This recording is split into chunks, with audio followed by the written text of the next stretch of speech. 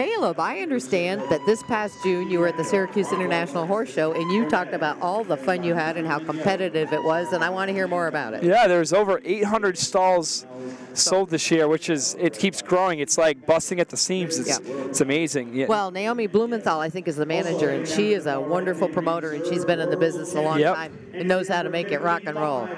Yep. What else did you do that was fun? Watch great horses. There was, and people from home also watched a lot too. There's over 6,000 viewers on our live stream. Yeah, it was great. There's deep competition in the Morgan, Hackney, and Saddlebred divisions, and a lot of top name. Well, the Saddlebred Association puts it on, right? Yep. Okay. Yeah. And there's people from Michigan that come. It's all over New England. It's New York, Pennsylvania, New Jersey. Probably missing some states, but that's okay. It's a great show. I understand the hospitality portion of the horse show is an award-winning segment of what goes on at Syracuse, and so we would like to extend congratulations for that to Michelle Denardi Fields. If I mispronounced it, I totally apologize.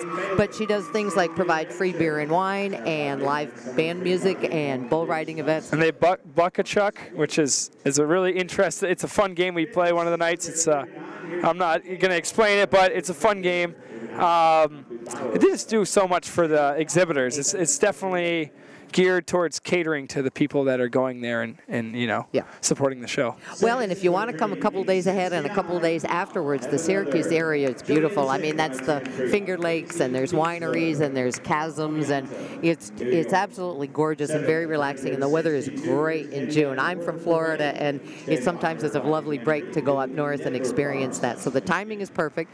Please pencil in the Syracuse International Horse Show, June 29th to July 2nd. You'll be glad you did.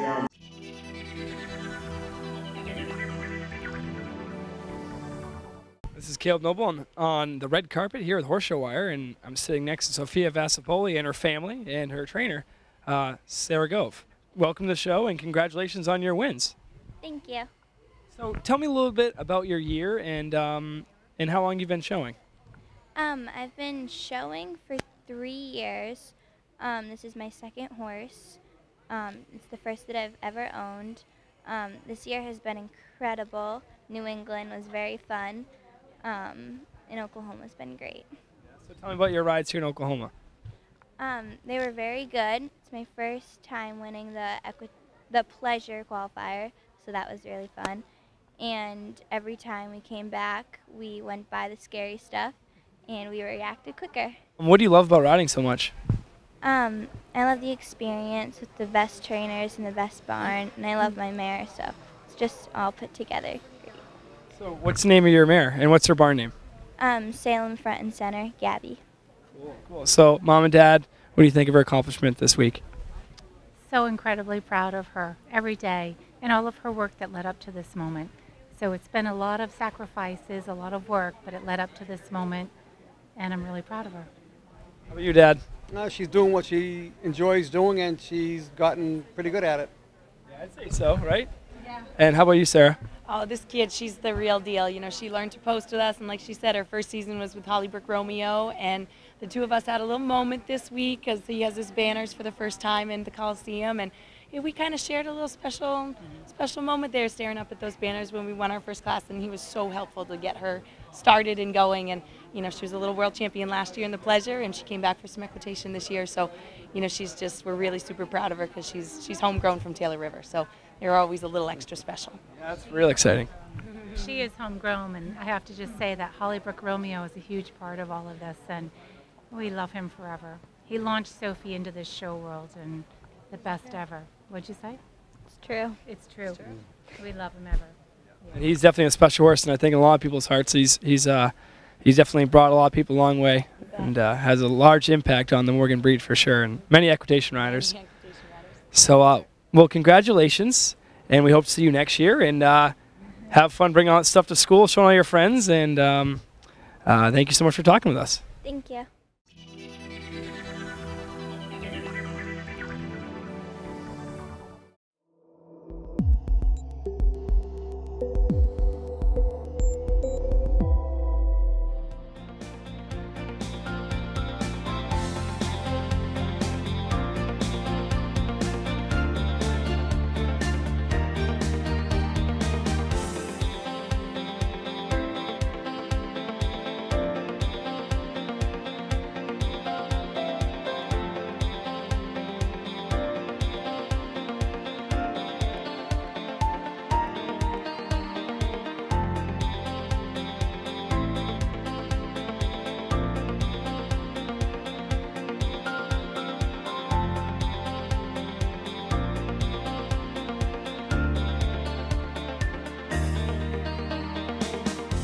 Damon's forecast helped me feel safe because it's so accurate. Damon goes above and beyond day after day. I noticed that he's always mentioning landmarks and exact locations. I just love to be able to stop wherever I am and just look on Twitter real quick. I really rely on Damon because I'm the one that keeps my family safe, and I trust his accuracy. He's passionate, but he's not scary. I can tell exactly what's going on to the minute. Follow Damon Lane on Twitter, Facebook, tune into his forecast. He's not going to steer you wrong at all.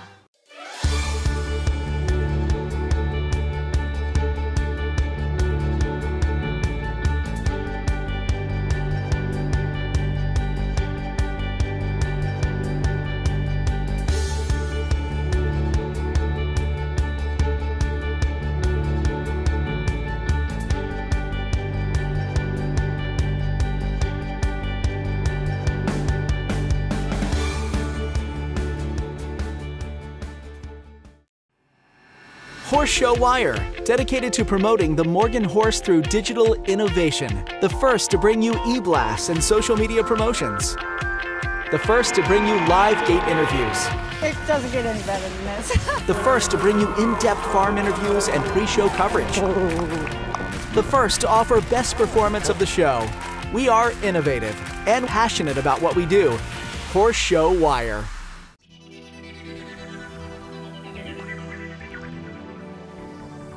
I'm Shane Dornell with Horse Show Wire. I'm here with Bob Funkhauser, Executive Editor of Saddle Horse Report. How are you, Bob? Great, Shane. How about yourself? Good, good. I understand Saddle Horse is the host of the Silver... No, it's Justin's Lounge, Justin's right? Lounge, Justin's Lounge. Yeah. New feature this year. Tony Lee's done a great job with, and we're pleased to be a part of it. We're going to offer open bar and desserts tonight, so everybody please join us at Justin's. Saddle Horse Report has been a part of the Morgan industry for 36 years now, actually. I've been coming to the Grand National for 30 years. Tim Dahl started us off in this coverage with the Morgan breed, did a great job, and then Diana Davidson and I, who actually both started in '83, she took over a lot of our Morgan coverage, became our Morgan editor, and I actually want to give a big shout out to Diana. She's been home nursing her, taking care of her mother, who's not been in great shape lately, but I know everybody misses Diana here. Been a lot of questions asked about her this week. Yeah, I've seen her. I'm used to seeing her down at the end gate. Yeah, it's kind of barren there without Diana at the end gate. Yeah. So anyway, we really miss her, but she's actually home doing some writing coverage here, watching on the webcast, and staying upright with all of us and her friends, and giving us good direction on how to do the best coverage in the business that we can. Right. So we're looking. She's down in Florida, right? She's down in Florida. Yep. Yeah, down at Beach, like I say, her mother there taking care of her. And shout out, but we're looking forward to the coverage again. We've been 36 years, been working with the Morgans, the Grand National, and love it. You know, when I first started this, it was you heard a lot about the family atmosphere of the Morgans group, and nothing could be truer. It's so good. Some of these folks I see once a year only out here, and it's like we never missed a beat. Right. You know, you catch up with their family and what they've been doing far beyond their horses. You know, it's truly a family atmosphere, and we love that at Saddle Horse Report as a family business. It just plays right into the Morgan breed and what goes on here, so we truly enjoy it. And you also write articles for Saddle Horse Report, correct? Yes, yep. Do a lot of the coverage and articles, pictures, working on the advertising with the customers. It's kind of a do-it-all type situation. Right. But we enjoy keeping our hands full of every aspect. Interesting article that you wrote, I believe it was last year, and it got a lot of talk at all the shows, was about the types of classes at the horse shows and the division of the breakdown of all the classes to get a blue ribbon. Right. Walk us through that again for the folks that was a couple years ago, and it actually had been brewing in my mind. And you know, I grew up in the saddle horse business as a kid, and you see it evolve, and the times have changed, and so do we. But I've got to notice in a lot, especially the same level shows, we're what I think watering down our classes and splitting the division. And I know it's hard, and the trainers, you know, they want a place for all the customers, and sometimes you have several customers in one division. You like to have a place to split it up, but at a lot of levels, we were just seeing, you know, 2 and 3 horses in one division, 2 and 3 in another. I said, wouldn't that be a better class if they were combined? One, for the excitement of the general public, and 2, to teach especially our kids how to ride and navigate a ring when they get to a show like the Morgan Grand National or or Louisville, they've never been in a class with 15, 20 horses, and they look like deer in the headlights a lot of times. Right. So you know, I'm kind of old school and go back and, you know, you learn by riding, you learn by getting in there and competing, and you know, and what happens happens. But I think that we've lost some of that process, and by breaking some of these classes down. Now, there's some beginner shows where I think you do need that type of a class for everybody, a little more safety, really for the beginner type riders. But again, we're seeing it what I call our middle level, our upper level shows. We've just watered this down to the sessions are long, and if you know, if I brought a friend out to the horse show, they're asking me, well, why is there only 2 and 3 in there? And they're certainly not going to get incited to invest in this with their family or their money. But yet, if there's, you know, double-digit horses in there going head-to-head, even if they don't know what they're doing, they can see the competition and get excited about it. So that's where I think we need to look going into the future. Like our theme tonight, we're celebrating the past, and there's a lot, especially here this week, there's a lot to celebrate. Great horses, great riders, great trainers, but we've got to look to the future and where this is going, and how the equine industry as a whole is changing. And it's not like it was 20 years ago. So we've got to adapt to that. I think in New England, anyway, we see a lot of the academy classes. I believe it was started by a couple of the New England farms at the shows. You travel out west and some of the shows out there. Are you seeing it through your travels taking on? Not as much in the West. And to me, that's, I think, hindering the West. There's a lot of equine activity on the West Coast, but there's not as many people teaching. But you go, again, to New England, the Carolinas has an incredibly strong area, Kentucky, of course, and that is the lifeblood. I mean, I think we would be in bad shape right now if it weren't for the riding programs, the academy programs. They're being very innovative, different ways to get people in, because, again, you know, we're moving further away from an agriculture society. So when we grew up, you know, you knew everyone that had a horse, or your grandmother or aunts, uncles, somebody did. But in today's society, we're not seeing that as much. So the way we're getting folks these are riding programs, birthday parties at the barns. You know, kids are inviting their friends out, and then they're getting interested. But they've got to have a way to a beginning level. You know, we don't have a lot of the one-day shows that we did when we grew up, so you're learning from academy and then move from there to the show horses if that's what you want to do. You might just want to trail ride and have them at home, but at least it's an introduction to our horses, our breeds, and the sport of riding, which, you know, today with all the technology and kids with their phones, their faces in their phones constantly, it's nice to see them back to nature and with a horse and the family involvement that it provides, and that's what those academy programs are providing. Now, there's an Academy Finals, I believe, in November-ish, or in the fall down in Tennessee. In Tennessee, in Murfreesboro. Great program. Actually, my daughter competed in that maybe 6-7 years ago. And barns are coming from all over the country, actually, and they do it. They make it just like a World's Championship, what you're seeing here in Oklahoma City. But again, this is for the those academy kids, and it's a big deal for them. They travel with their families, their barn families, and a lot of those riders are going on and going from that and graduating to a show horse. Now, do they have to qualify at home in an academy event to go to that show? Right. They'll just show in academy shows at home on the regional level, and then that takes them there. It's a very easy system. They're not looking to keep people out. It's very inclusive, very inviting.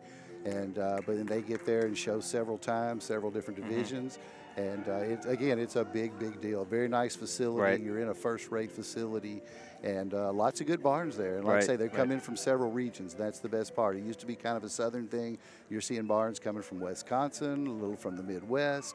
Now, what about numbers at that show? What do you know what they get for numbers? numbers? I don't, off the top of my head, know the exact numbers, but there's not a class under 10 entries. Okay. Yeah. And it goes on for a week, or how many days? Like 3 to 4 days. 3 to 4 days? Yeah, it's like a Thursday through Saturday type deal.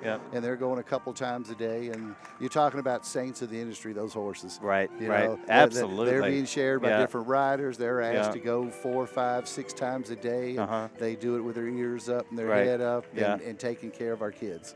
And what do you think about academy at the regional and this level, having academy classes? I don't know at this level. I mean, this to me, the World's Championships, the World's Championships. But I do like incorporating the Academy into our regional shows. Again, it gives those folks a little taste of it. Some areas you go and they have like all the Academy in the morning, separate from the regular session. And there's some of that for the safety issues and maybe the flow of the show. But ideally, you want those people there to be involved and see what they can aspire to, see what a real show horse looks like, what these kids are stepping up to. And again, it gets them excited, it gets them involved, gets them something to work towards. So I do think incorporating those classes into a regular show is a great way to go with that program. And slightly different topic, AMHA is talking about changing the makeup of the regional and also board of director makeup into 3 different regions in North America. East Coast, Midwest, and West Coast. I'm sure you're aware of it all. Right. What is here that they're possibly also thinking about bringing back East Coast Nationals, Midwest, West Coast Nationals?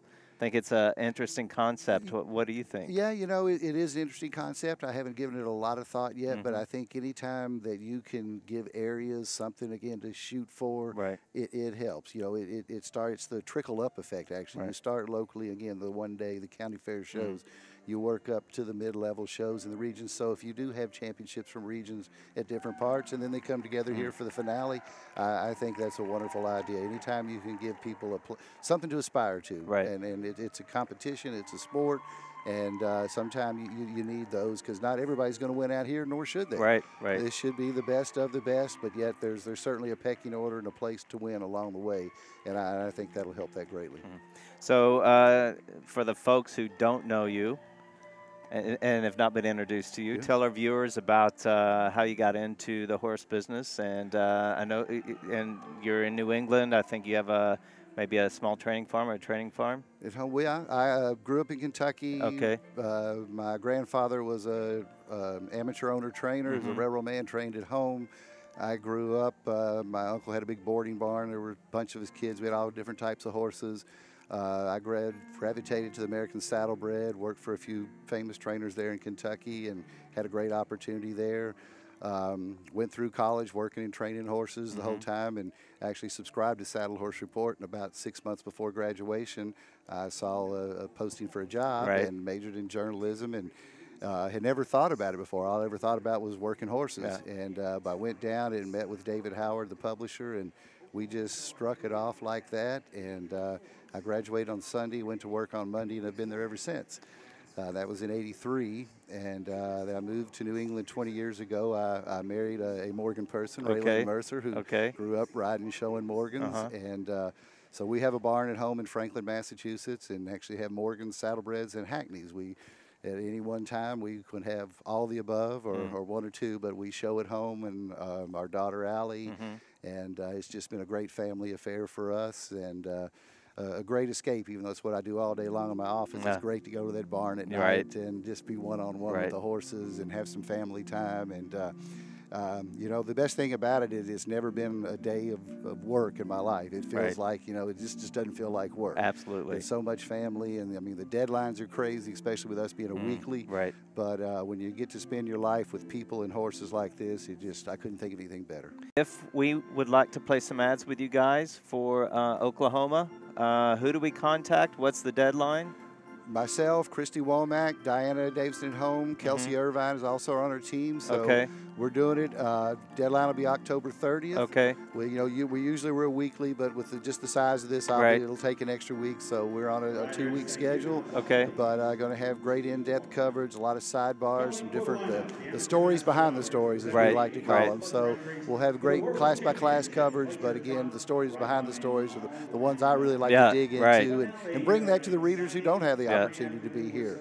So and when do I need to start haunting my mailbox for that? I would say the first week in November, and be sure it's going to be a big package. So looking forward to everybody getting that copy. Great. All right, Shane. Thank you. I appreciate it. Thanks for the time. Thanks you. For the invite.